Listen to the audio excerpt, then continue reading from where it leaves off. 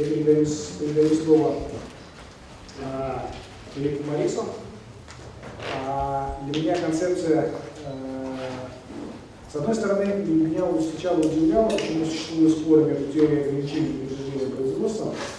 И, на мой взгляд, всегда казалось, что это две очень сильно взаимодополняющие друг друга технологии, ну и активно дополняющие друг друга подходы. И я был очень рад обнаружить в LinkedIn группу, которая называлась TLS. Да? И потом, когда мы начали готовиться к этой конференции и исходили как раз из базовой предпосылки, что теория ограничений — это инструмент, да, и он не только может, но и должен совмещаться с другими технологиями.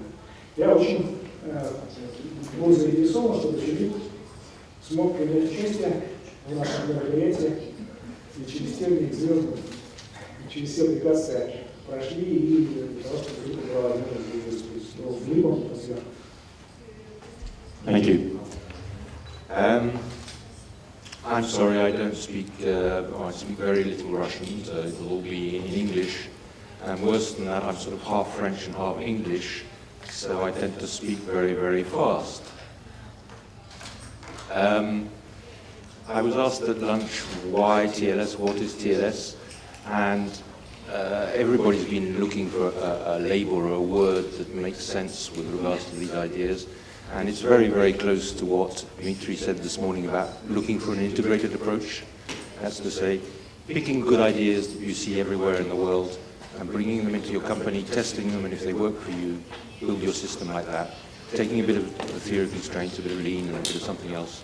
So, for instance, picking up some TRIZ, I could have added TRIZ, agile. I could have added agile.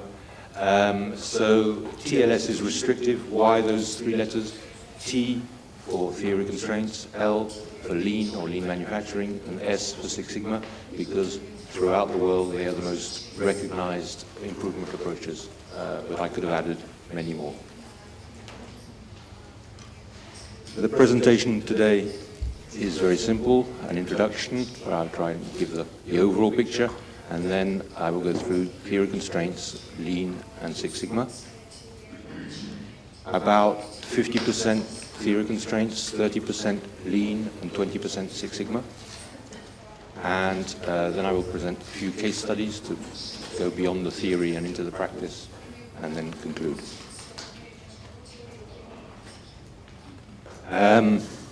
I've been doing this for 30 years. I first discovered 33 years ago what is today lean manufacturing.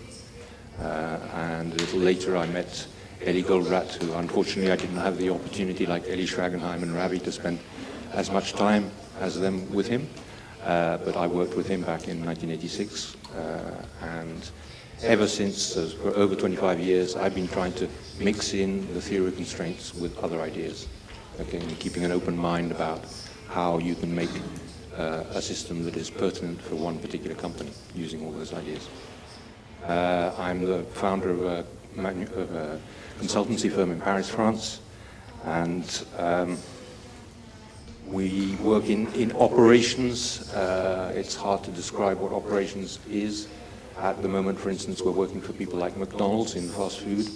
But we're also helping make rockets for the Ariane space program, satellites, trains, cars, airplanes, baked beans, tins of food, many, many things. So basically wherever there is something physical to be made or developed, that's the kind of work we do. So in one slide, just to give you the big picture, what is this TLS? Okay. It's been mentioned a bit, and I hope in my presentation I will add some examples and ideas. Probably the fundamental beauty of the theory of constraints is it enables you to identify what to focus on, and by focusing on that thing, you will get extraordinary system results that you never thought possible, because you're not wasting your time on secondary subjects. That's the most powerful thing. And if you do that, you can combine it with, for instance, Lean or Six Sigma or Agile or whatever, and therefore boost whatever other ideas you're using, because you're using them at the right, on the right problem. Okay. Okay? And as been shown by the previous presentations today, this throughput world, as it's sometimes called, looking always to increase sales or increase throughput rather than spending too much time on reducing operating expense and inventory, is also in the genes, in the foundations of the theory of constraints, and it can contribute in that way to any kind of business improvement program. Lean manufacturing, or the Toyota way, it's got worldwide at least a 90% market share. It is the main way of improving organizations throughout the world today, way beyond car manufacturing. People are now using it in hospitals, in government administrations, and whatever. And I think that anybody who's involved in improving a company has to be able to speak about what it thinks of lean and what parts of lean it is using, because otherwise you're not credible. And I will come back to it. It is often considered as something that will focus on eliminating waste or maybe reducing operating expense. Okay? But I will try to explain why that is only partly true. And the other thing which is going to be difficult to summarize in a one-hour presentation is just like the theory of constraints is difficult to describe. And I was very impressed by Eddie Schragenheim's summary this morning in 1 hour, because it's difficult to describe all the elements and all the facets of the theory of constraints. It is also the case of lean, because the lean, it can be looked at as something that's just on the shop floor with Kanban and things like that, but it is also a philosophy or a way of managing people. I will come to that. Six Sigma is probably something that would not have existed as a major tool if Jack Welch hadn't used it in General Electric. And its basic idea, as I will describe, is to try and eliminate or reduce significantly variability in any kind of process. And often linked to a Six Sigma program, you will have a belt system, which is an accreditation system, saying if you have a green belt, you're a beginner. If you have a black belt, you're an expert in Six Sigma. And one of the most well-known elements of Six Sigma is the process of defining, measuring, analyzing, improving, and controlling that is used in that approach. Okay? And TLS is the sum of these things, and it's only really got that name and that way of looking at things since about 2006.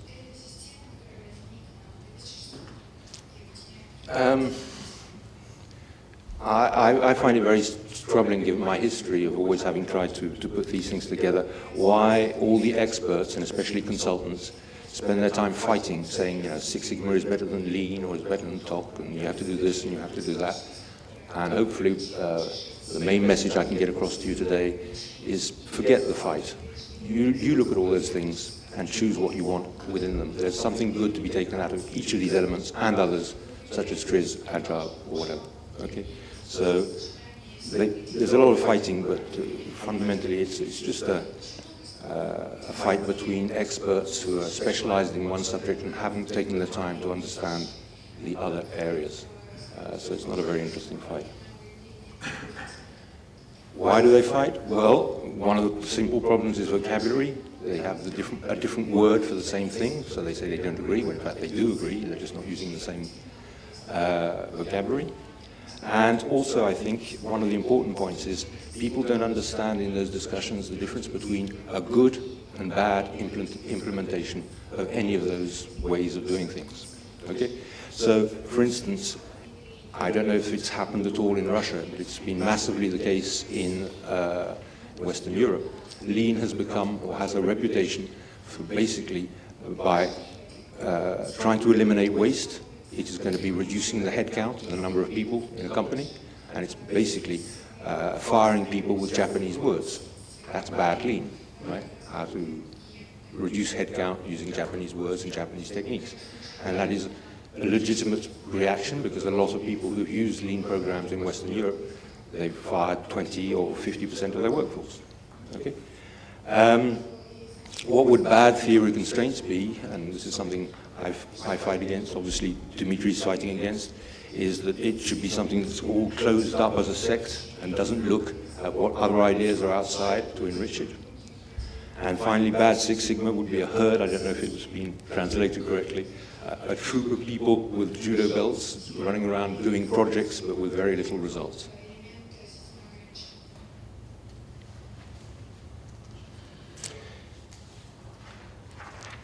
I don't know if anybody, well, I hope normally people will recognize this guy, Eddie Goldratt. This guy, maybe less so, Taishi Ono, who's one of the founding fathers of the lean system. When I say I don't understand what the argument is about, is if you take out the vocabulary problem, they both had the same obsession that has also been used as words by Elie Schragenheim about flow, looking for flow, okay, and the various kinds of flow. And they were always talking about it, both of them, so how come there can be any kind of disagreement, really? They were looking for the same thing, okay? They had different points of view, but they were looking for the same thing. Obviously, if there weren't any differences, there wouldn't be arguments. It's not just a question of vocabulary. And probably the most important fundamental difference deep down between, for instance, lean and the theory of constraints is that lean and Six Sigma consider that they can eliminate variability. Theory of constraints says you should try and eliminate stupid or unnecessary variability, but you will probably always be left with a certain amount of unavoidable variability. And therefore you must put into your system buffers. We talked about their various shapes and existence. You will put buffers in your system to protect yourself against variability. Okay? And deep down there is that difference. Okay? A lean purist will think that any kind of variability, any kind of buffer is a problem.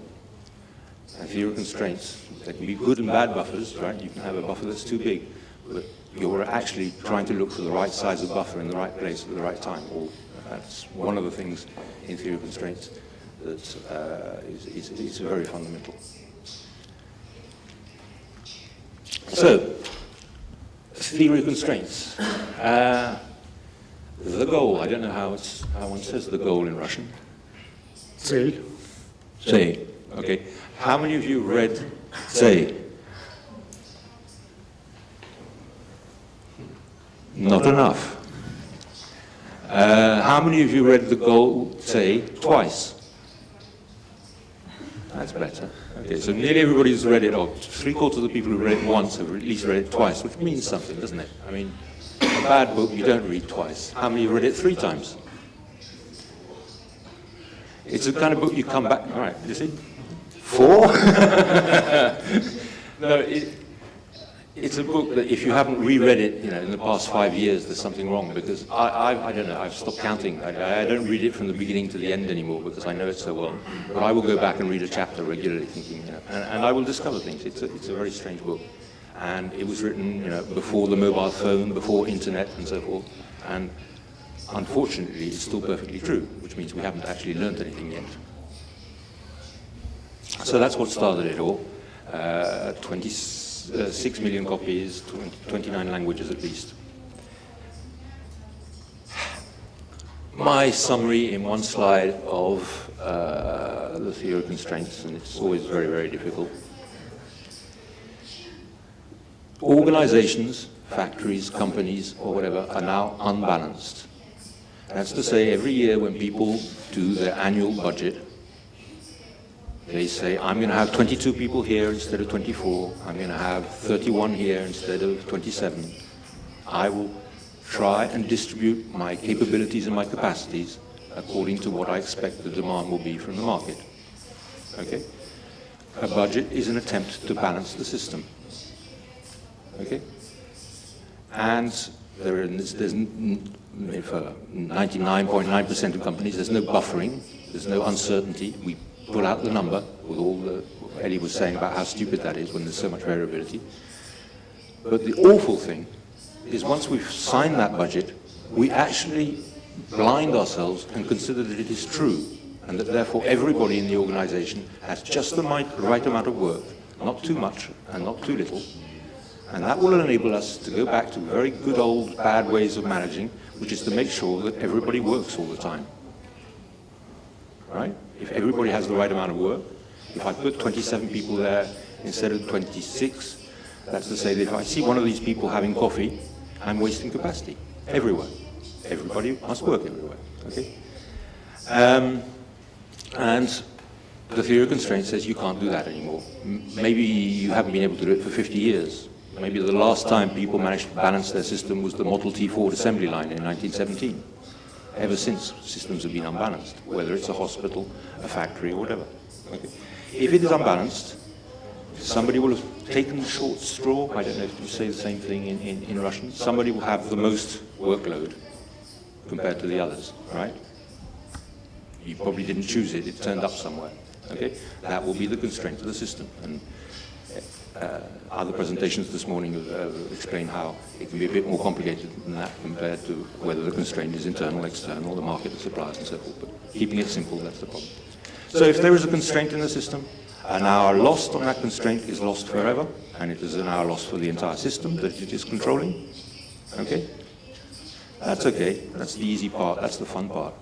The nasty part is the second rule, which says an hour gained or won on a non-bottleneck was a waste of time. If I spend 10 minutes or 10,000 rubles increasing the capacity here, it will make absolutely no difference. It will be a complete waste of time and money. That's the most difficult part about the theory of constraints. Normally, if you're not doing the theory of constraints, at least 8, maybe 9 times out of 10, what you are doing is a complete waste of time. So it means that once you've got that in mind, you should have what I call a dual view at all times, and always when you're looking at something, consider, is it a bottleneck, is it a constraint, or is it a non-constraint? And what you need to do about it is completely different. Okay? You have to be able to do that all the time. You can't have a subject come to your table without understanding whether it's critical and whether it concerns the constraint or not, because you will have a completely different way of managing it. Okay? And it has been said before, one of the famous sentences of the theory of constraints, the sum of local optimums is not equal to the global optimum. Okay, so there's no point in trying to keep everybody working all the time, trying to keep all one's machines working all the time. All that is a very bad idea. One of the things I find the most surprising and motivating about the theory of constraints is that I think it's getting more and more pertinent. Elie Goldratt wrote the book about 30 years too early, when Elie Tragenheim was around also seeing it. We had to convince people that their system was unbalanced. We don't have to convince people it's unbalanced anymore. People know that it's not balanced, right? They may not have done what they should have done with that reality, but they know it's unbalanced. And why is that? Well, the world is changing just faster and faster, isn't it? Okay? Who knows what the world is going to look like? Who knows what the world is going to look like in 12 months' time? Nobody. Okay? What products, what technology, what competitors? Nobody knows. And yet the speed at which you can install a new capacity, a new capability, has not changed that much. It still takes 6 months or a year or maybe 3 years, depending on whether it's a machine, a sophisticated technology, a rare knowledge. Okay? So the time to change capacities, the inertia has not changed, and yet the demand, the external requirements, are changing faster and faster. So nobody can balance anything anymore.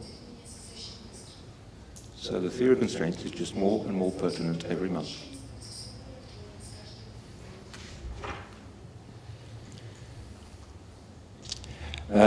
When we do these presentations, we don't know what people are going to present in the other presentations, so sometimes somebody said it before me, sometimes they haven't. So I'll take a few seconds to just describe drum buffer rope, because I'm not sure everybody knows how it works. It's the main traditional system for managing a factory with a bottleneck in it, okay? And there is more modern versions called simplified drum buffer rope if you don't have a constraint in the system. But I will just describe the old fundamental way of looking at things, because I still think it's good to keep in mind what it was doing. You have a constraint somewhere in the system surrounded by non-constraints. Okay? First thing you do is identify the constraint and you decide how you're going to use it.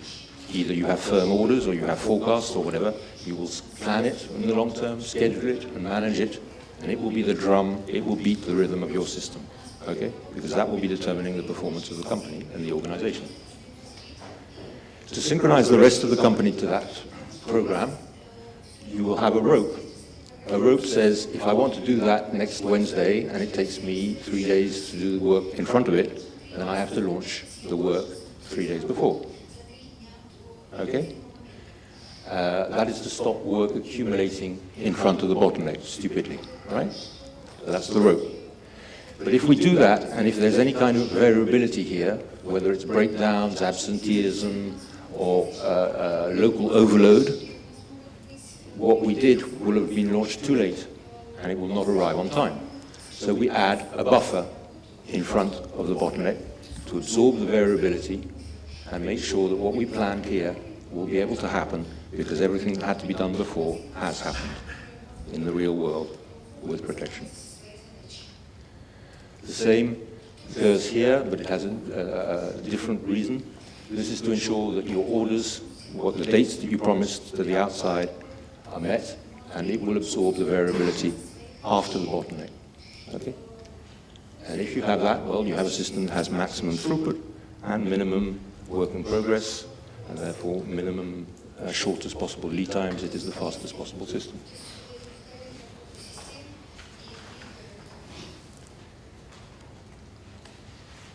The next thing that has been mentioned, and I think some people this afternoon can come back to it, are the 5 focusing steps of the theory of constraints.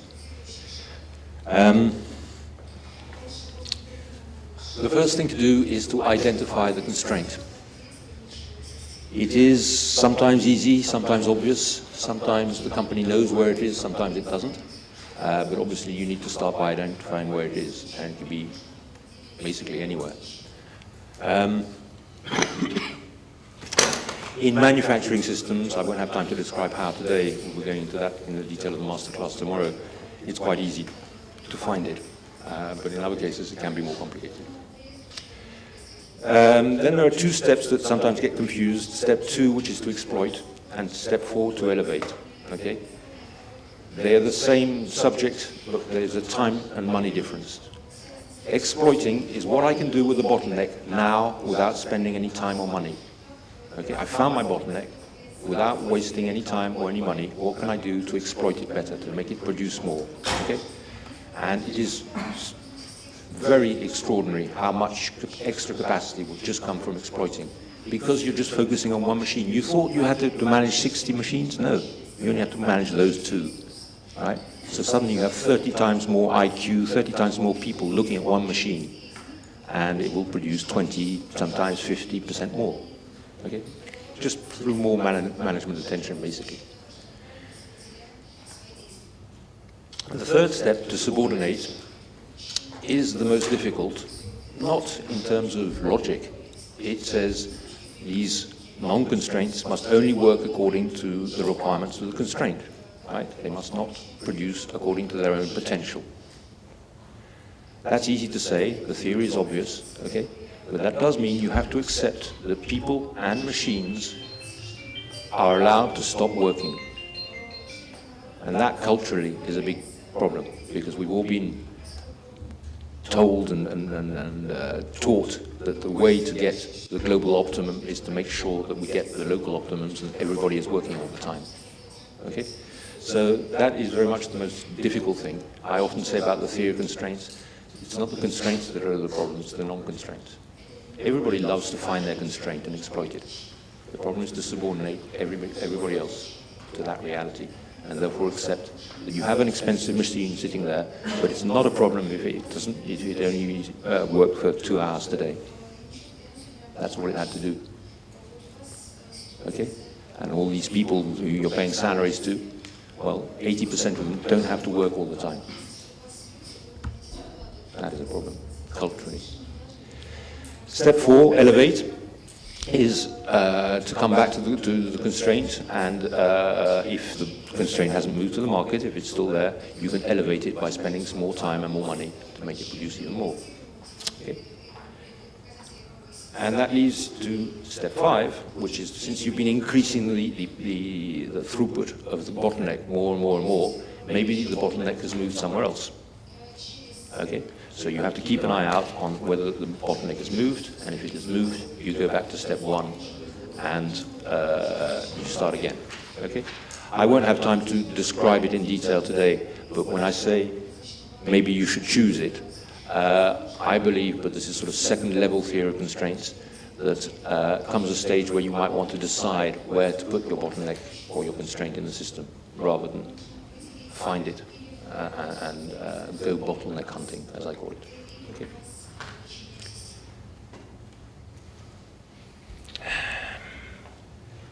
Right now, one important thing, which comes from our experience, at least 100, 200 times of trying to find the bottleneck, is that 3/4 of the time, our clients are wrong about where their constraint is. Okay? They call us because we are theory constraint specialists and say, come and then let me show you our bottleneck. And I look and I think, that's not it. Okay? So please watch out. People are confusing various things. They're confusing where it should be and where it is. So if they have a nice, big, expensive machine, they will likely tell me that it's the bottleneck because it's a big, expensive machine. It might not be the case. Okay? And often their analysis is also out of date. That was the bottleneck 2 years ago, but it's moved since then. Okay? And another point of our experience is, don't ask your computer where your constraint is. It doesn't know. Go out and find it with your eyes. You sufficiently lied in your budget that you then lied to your computer system so that there weren't any constraints in it. A constraint is a manageable fault, right? Normally we don't, if we did the budget okay, there are no constraints, right? So the SAP doesn't have, ERPs don't have constraints because that's a managerial fault.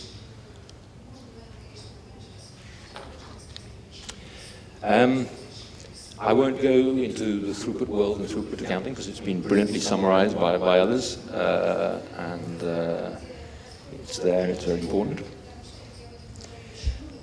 On to lean manufacturing.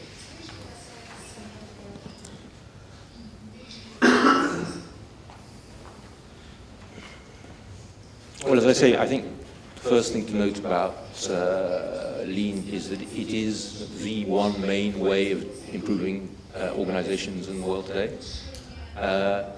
Hands up, any of you who have some kind of lean program in your organization? Could people who have some inspiration of lean in their organization put their hands up? Is that all? All the others don't use, don't maybe even know what lean is? Okay, well that's fine. I repeat, in the world, so here maybe this region is rare. In the world, it's sort of got a 90% market share, right? If I do this in Germany, in Mexico, or whatever, at least 3/4, if not 90% of the hands go up. Yes, we have a lean program. What is lean? It started after the Second World War in a little startup that had a bit of money put aside, and it decided to make cars. It was called Toyota Motor Company. Absolutely no probability of success. They were in Japan at the time. The workforce was 9 times less productive than in America, and cars were just not made in Japan. Anyway, a little later, after the 70s and today, they became number 1, number 2 car manufacturer in the world using their system, which we have now called lean. What most people know about lean is that it's muda hunting. Muda is Japanese for waste.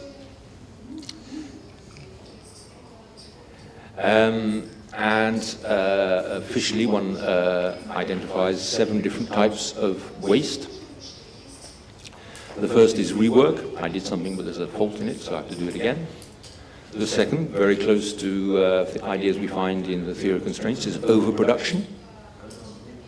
Right? Activating a machine. The third one is unnecessary movement. If I have to go from here to here to pick up a part and come back, that's a waste. Unnecessary transport. If I have to take something from one factory to another, from the warehouse to the factory, whatever, that's a waste. Waiting itself.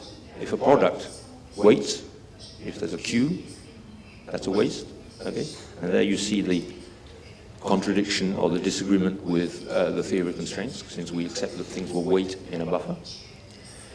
Excess stocks, excess work, and so forth. But it's a little bit more complicated than that. There are various ways of presenting.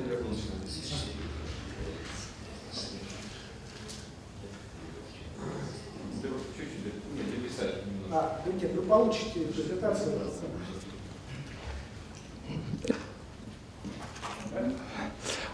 Уточниться вот по запасам, когда вы нас спросили про лин. На самом деле в России тоже используют какие-то элементы лин. Безусловно, все мы практики, которых бизнес требует работы и получения результатов прибыли, да, то, безусловно, вы как эксперты с одной стороны, а мы у себя в бизнесе каждый день совмещаем то, что можем совместить. Поэтому, безусловно, перепроизводство и ненужные запасы, и когда Дмитрий говорит, что должны быть буферы, а мы к этим буферам подходим крайне осторожно, на самом деле есть совмещение и в ТОС, и по лину в России на многих заводах. Спасибо. Просто это уточнение. I absolutely agree with you, and the answer is 12. There was no question. Okay. It was a statement that in Russia we usually combine different approaches, and it's a common practice in Russian Great, good. production environment. Excellent. Okay, so another presentation of this thing called the, often presented in the form of a house in a sand shape, has various things in it, but please note that waste is just one of them, okay? And there are several other things in there that go right down to core values with regards to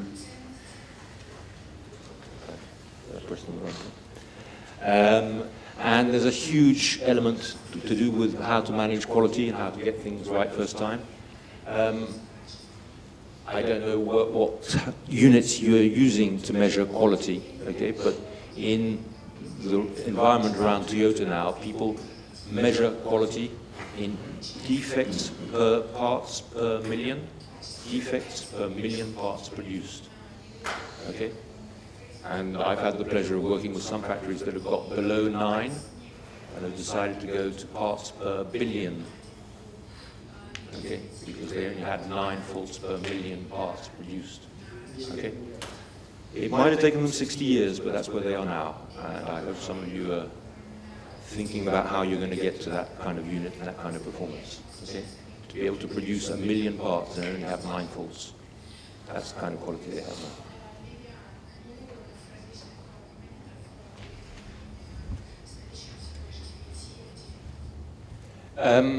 On values, rather than presenting it that way, let me switch to another kind of way of presenting things, this pyramid, which you will find, for instance, in a book by Jeffrey Leica, The Toyota Way, which, if you want to understand more about lean, is my recommendation from one book that summarizes the Toyota Way, or lean manufacturing. If you look through it, you'll see that there's a lot more to lean than what is often thought, and it's a very rich thing. I still consider I'm learning 30 years later what it really means. So if you're interested, for instance, you can buy that book or another to go further. In a 1-hour session, I don't have time to give you all the details. It's a lot more than most people think.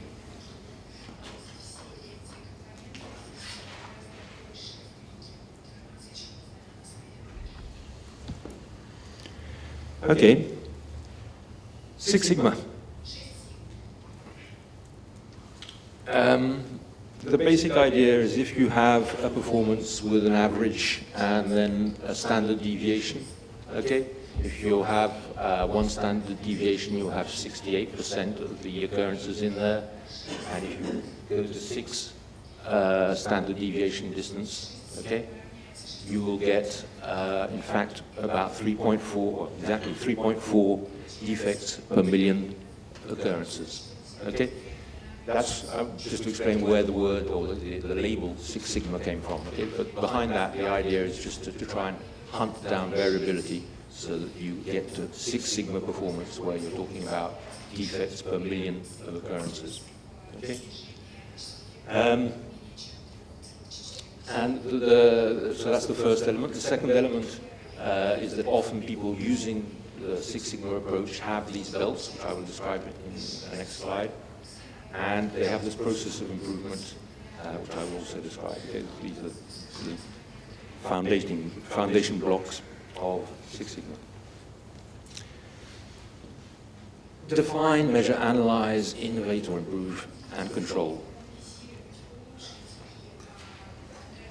In some ways, it's rather sad that that should be considered such an important building block of any improvement approach, because when you think about it, that is just a structured way of doing things. Okay? You define what the problem is, you measure it to make sure that you've understood it. You analyze it a little bit more to make sure that what you think you've understood the problem, and then you improve it. And finally, you check or control that you have in fact improved the system. Okay? So behind a lot of jargon and complicated things, I consider that is very, very simple. Okay? And it's maybe a reflection on how simple things can get complicated in big organizations. If you have a company with 100 people, I don't think you need something like that to solve problems. If you've got more than 10,000 people, then maybe you have to have a method. And this one is used.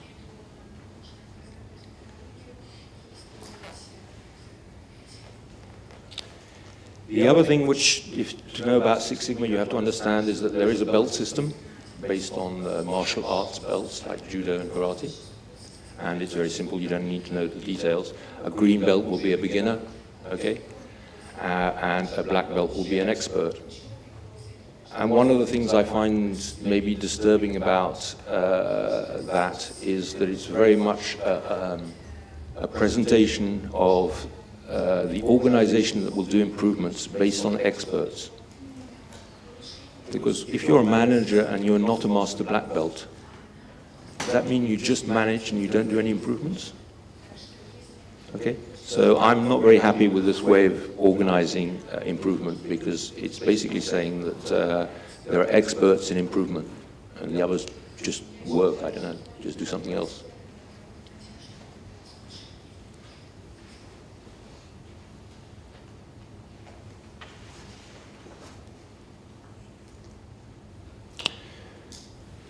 As I said, maybe you can understand that from the way I described Six Sigma. I don't think Six Sigma would have existed if it hadn't been for Jack Welch. Jack Welch used the Six Sigma label to do many marvelous things in General Electric, okay? But I think it was more Jack Welch than Six Sigma.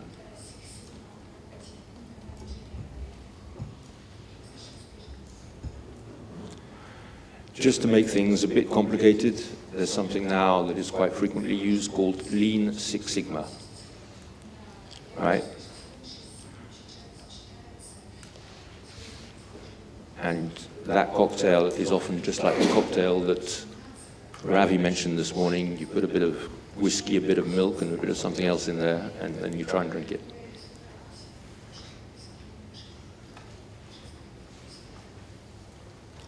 Okay, let's stop with the theory. Let's give you a few examples.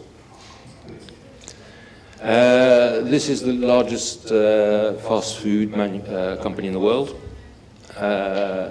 And to improve it, we used a mixture of theory constraints and lean.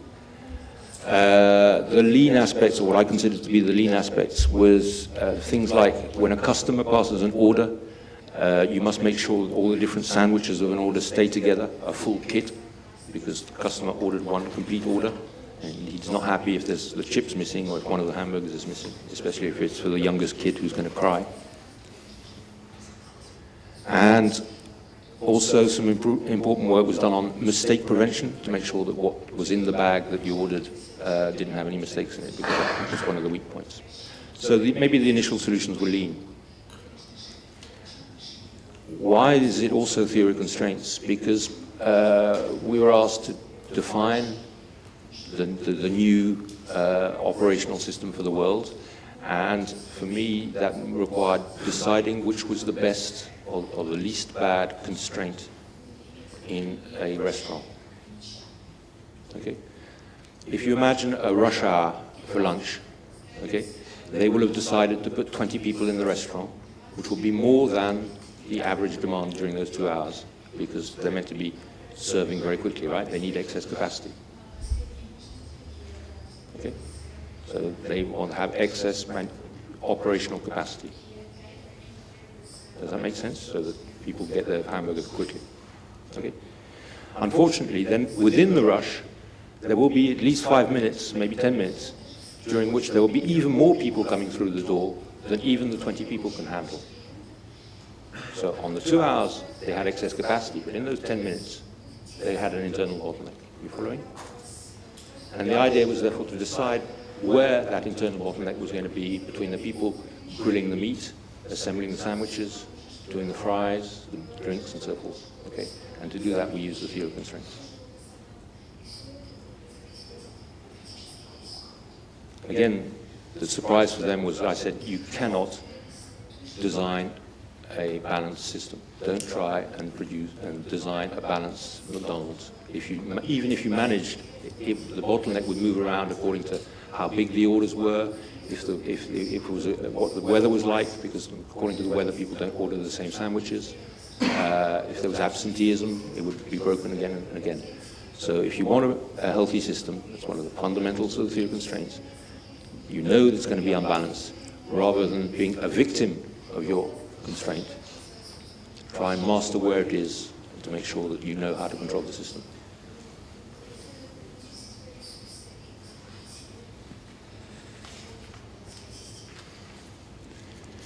Now for something completely different. Rockets. This is the one and only manufacturer of rockets for Europe. And they were getting behind schedule. They had a bottleneck. We had to find it. In their case, the bottleneck, they knew where it was, and it was a pretty good bottleneck, because it was a very, very sophisticated machine, unique in the world, that does the welding of the different parts of the rocket. Okay? A very sophisticated machine. So, we implemented, we identified it, we told them that that was what they had to focus on, okay? And on looking at how it worked exactly, we found also that it was a little bit more complicated than that, because you would weld, and then you would take x-rays of the weld, and then you would analyze the x-rays, because you had to be absolutely sure that there were no faults in the weld, otherwise the rocket would blow up. So the actual operations was weld, X-ray, test, analyze, weld, so forth. Okay. And that sequence lent itself better to critical chain than to drum buffer rope, right? And so we used critical chain to manage the sequence of operations, and we used a mascot. It's the simplest solution and the most, the one that our clients like the best about critical chain. You just choose a big, remarkable object, and you make sure that it will follow the critical chain. It will be always where the critical operation is. Okay? And we've had sort of pink pigs this size and all sorts of other strange things. A big, remarkable object, and you move it around to where the critical operation is. And that says, this is the critical operation. Please do not bother it. It is critical. Do not disturb. And that's all we did. We had a remarkable object going from the welding machine to the X-ray department to the quality department. And everybody had to try and move this object as quickly as possible through the factory. Just doing that increased the throughput and the productivity by over 50% in 2 weeks. I don't think many things, apart from the theory of constraints, can do that. 50% productivity and 50% throughput increase in 2 weeks with Pink Pig.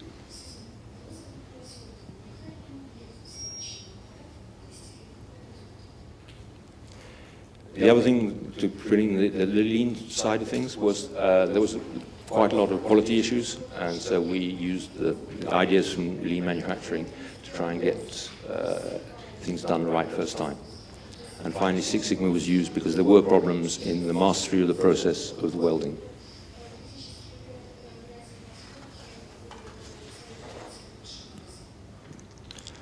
Again, something completely different, manufacturing car parts, alternators. One of the largest equipment manufacturers in the world, in Mexico. They were running late, and they were stopping, in fact, most of the automobile assembly plants in the American continent. They tried, this is a very, very, very good lean company.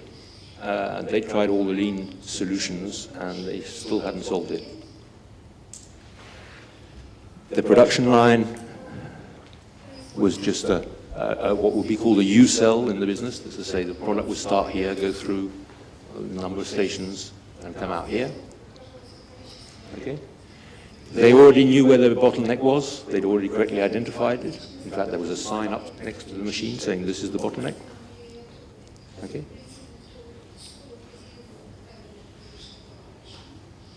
I'll go into more detail tomorrow in the masterclass, but we improved the performance by 17% in 15 minutes.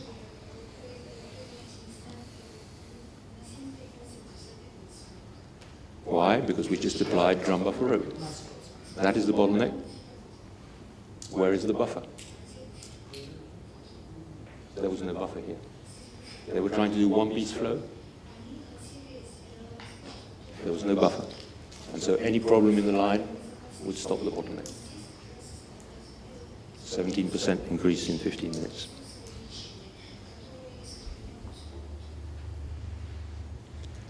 And again, it's something completely different. The largest steel manufacturer in the world, making big steel plates. Those are very big, it's hard to show the scale. They thought their bottleneck was their big rolling machine, the most expensive machine in the company. Okay? But they were wrong. It was the very boring ovens that Ellie was talking about, those complicated but boring things that do the heat treatment. Okay? So we had to identify the proper bottlenecks, and then we improved them. We improved them by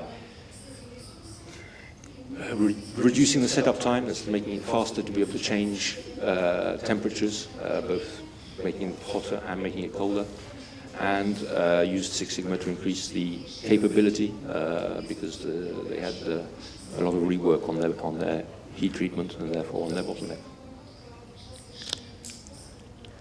Drum buffer rope was applied, which reduced, I think, by between 70 and 80% the work in process and therefore the lead times. And that improved the throughput by over 20% throughput in sales.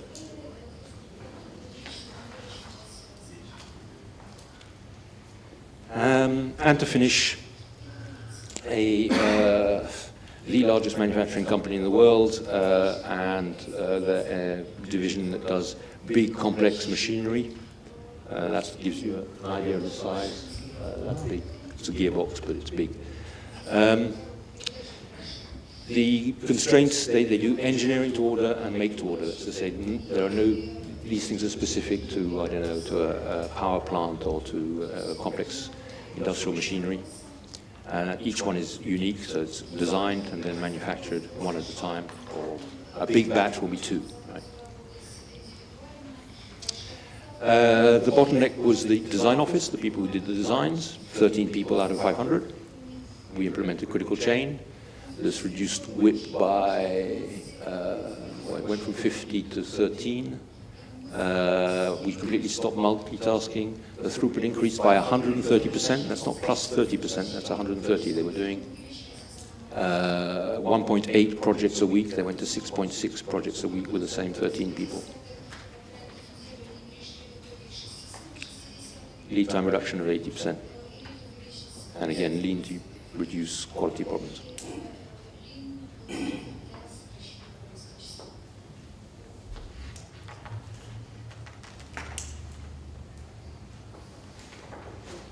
So, to conclude, I'll just say it just once again.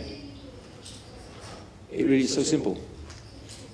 You use the theory of constraints, view of finding the constraint in the system. And I can't remember if it was Eli or Ravi who had this marvelous remark that you might be too close to the problem. If it looks complicated and stuff, stand back.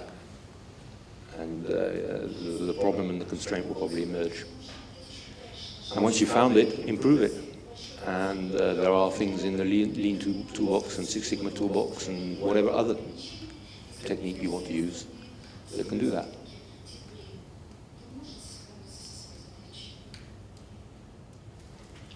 And yet again, since I like repeating important messages, theory of constraints.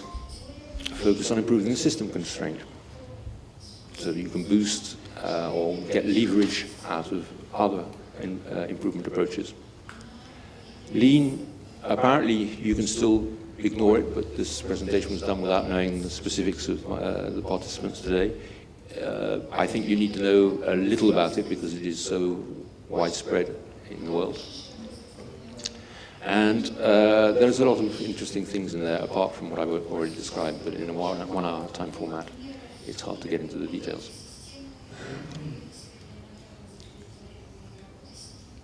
Six Sigma is very good at reducing variability, and in some circumstances, I haven't had a chance to give you good examples today, you can use Six Sigma on the bottleneck if it's a complex process and get remarkable results in terms of throughput and performance. And yet again, I call this TLS, but my idea would be sort of TLX, TA, whatever, XYZ, right? Build your own system. Keep an integrated approach. You decide, you keep an eye out on all the new ideas. If one looks interesting, you try it. If you like it, keep it.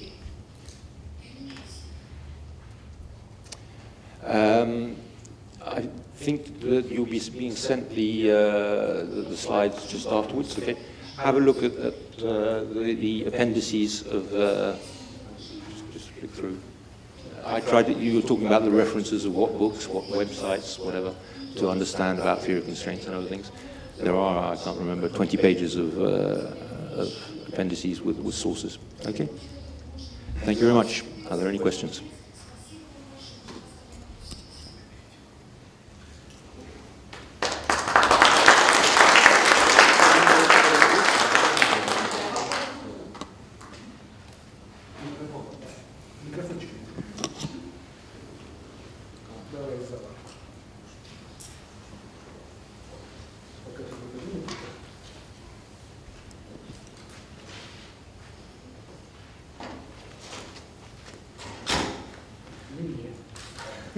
Мне ближе идти.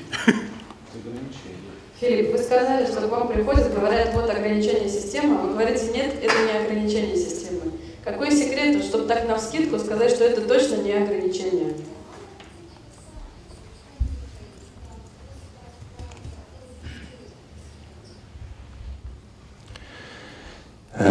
It can be quite difficult to identify the constraint, but if you have identified it correctly, it is obvious once you have found it. Because if you increase its performance by 10%, the company performance will increase by 10%. If it breaks down for a week, your company will break down for a week.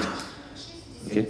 So the problem isn't really confirming. Normally, everything makes sense once you found the constraint. That's the beauty of the theory of constraints. It's all of a sudden you can understand why that kind of order I always have late. Why? Because it has to go 3 times through the constraint. Why have I got excess stocks of that part in my warehouse? It doesn't use the constraint, and so forth. Once you've found the constraint, everything makes sense.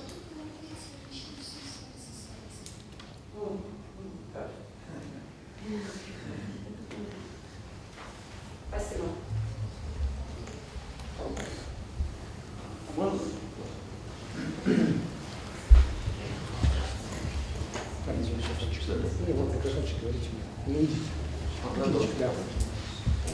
Добрый день. Еще раз спасибо за презентацию. Вопрос такого плана. Аббревиатура инструмента TLS. Первое — теория ограничений, второе — Lean, третье — Six Sigma. 6.7. Означает ли это, что это идеальный способ использования, применения этих инструментов в компании, в которой вы работаете? То есть сначала глобальная теория ограничений, и потом уже там, точечно, локально, шлифовка, если угодно, Lean и Six Sigma. И второй вопрос. Можете пояснить чуть подробнее инструмент с розовой свиньей? Я, если правильно понял. Неправильно, перевели талисман. Маска — это талисман. То есть это была такая игрушка, которую они двигали. Ну я понял, да. То есть это было единственный опыт применения этого инструмента или в других компаниях тоже использовали? Спасибо. Remind me if I forget to talk about pink pigs. We use pink pigs 50% of the time. No, TLS doesn't mean you have to do T, L, and S, and it doesn't mean you necessarily start with TOC and then do Lean and Six Sigma or whatever. It's always difficult to summarize in 1 hour. I can give you something completely different to show you that it can be more complicated than what I've explained. If a company is in big distress, where nothing seems to be working in any kind of way, where there are 30% breakdowns on machines, everything, they have a 5% due date performance, they have huge turnover, the whole thing is just mad. Neither theory constraints nor Lean or Six Sigma is going to help you.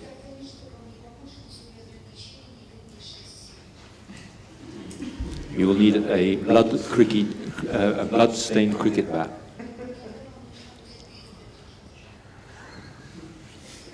So, beware of recipes. As to the mascot, okay, I don't know, how many of you know, technically speaking, what the critical chain is? Okay, all right, I'll try and do it orally. In projects, okay, you will define all the work to be done in a project. Okay, and there is something historically called the critical path, which is the sequence of tasks in your project, which when you put them one after the other, will lead to the longest duration. And therefore, at a first estimate, the duration of your project. The sequence of tasks that, when put one after the other, give you the longest duration. That is the traditional way, if I can be very simplistic, of managing a project. Critical chain is the same thing, except you take into account resource conflicts. That's to say, you don't expect people to be able to do 2 things at once. So the critical chain is the sequence of events and the availability of resources that, when put one after the other, will lead to the duration of a project. And that is your best possible duration, the critical chain. The fascinating thing about critical chain is that it is only in one particular point at any one particular time for one project. The constraint is the critical chain, and it is only in one particular point, in one office or in one area of your organization at any one time. You may have 500 people working on developing a new airplane, but the constraint will be in one office. All the others are just trying to look busy. That's the focus of critical chain in projects. And the mascot is that since that is so important, you should have some big, remarkable object that will follow that critical chain from the beginning to the end, saying, watch out, this is the most important thing in the company, keep out of the way, let them work.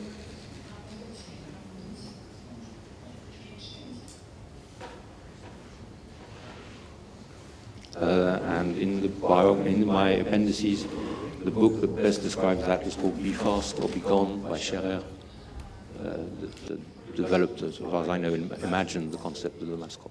But we use it all the time, and people love it. It's very simple.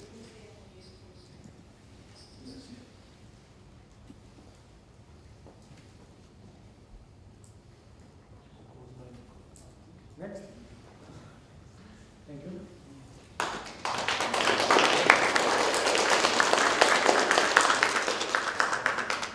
Поймали. Ну что, по крайней мере, почти все спикеры нашей конференции совершенно четко демонстрирует закон Паркинсона. То есть работа отнимает все время, которое на нее выделено. Да? То есть у нас выделен час, мы час и еще чуть-чуть. Все нормально. А вот для этого-то и нужны буферы.